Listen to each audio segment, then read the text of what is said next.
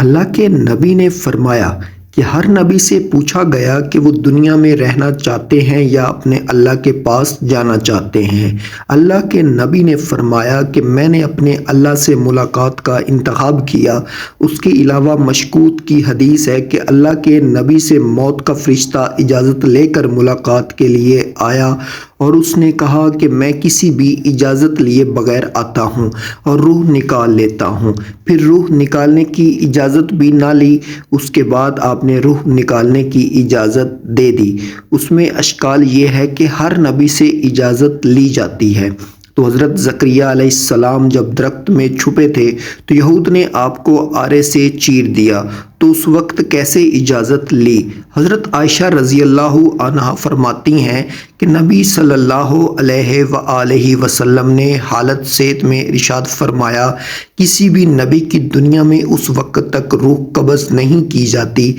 جب تک جنت میں اس کے رہنے کی جگہ اسے دکھا نہ دی جاتی ہو،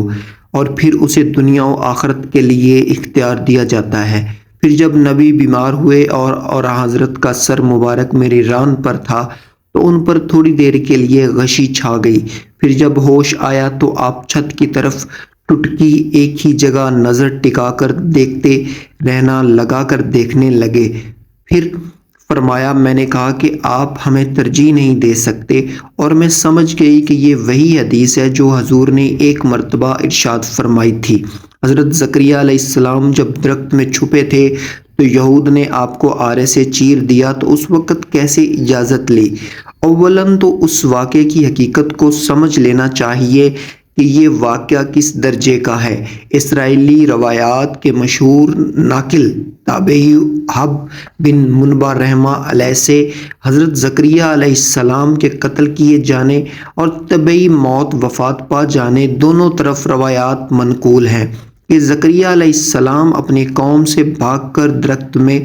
چھپ گئے تھے، بس ان کی قوم نے آرا درخت وغیرہ کاٹنے کا مشہور آلہ ان دونوں درخت اور زکریا علیہ السلام جو اس درخت میں تھے کے اوپر رکھ دیا، یعنی چلا دیا۔ بس جب وہ آرا ان کی پسلیوں تک پہنچا تو انہوں نے تکلیف کا اظہار کیا، تو اللہ تعالیٰ نے وحی فرمائی کہ اگر آپ تکلیف کے اظہار سے نہیں رکیں گے تو زمین اور جو کچھ اس پر ہے اسے الٹ دیا جائے گا۔ بس پھر زکریا علیہ السلام تکلیف کے اظہار کرنے سے رک گئے،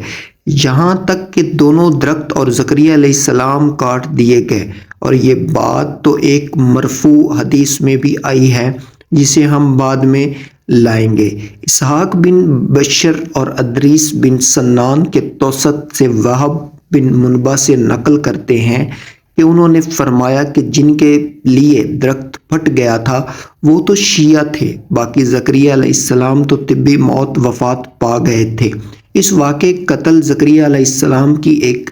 حدیث اسرائیلی روایات کی ہے، اور اسرائیلی روایات کا حکم یہ ہے کہ اگر ان میں کوئی ایسی بات ہو جس کی تصدیق ہمیں قرآن و حدیث سے ملتی ہو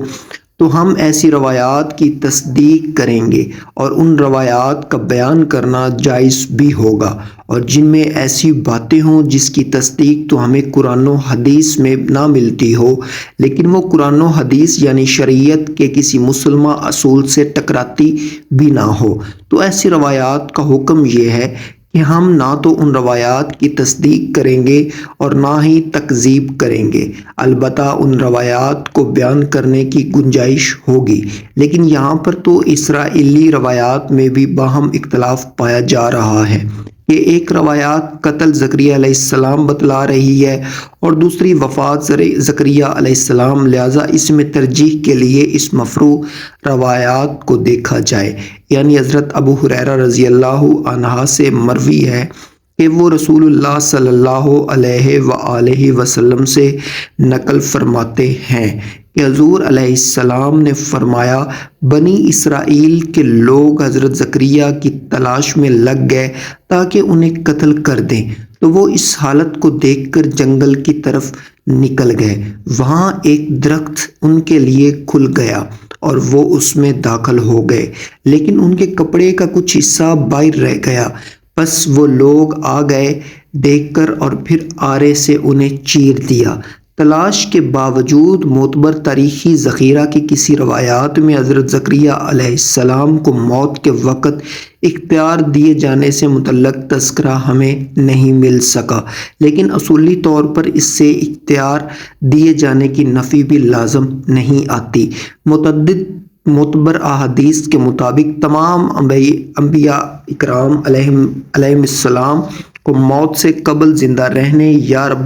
رب تعالی سے ملاقات کے مابین اختیار دیا جاتا ہے، جیسا کہ اوپر متعدد کتب کے حوالہ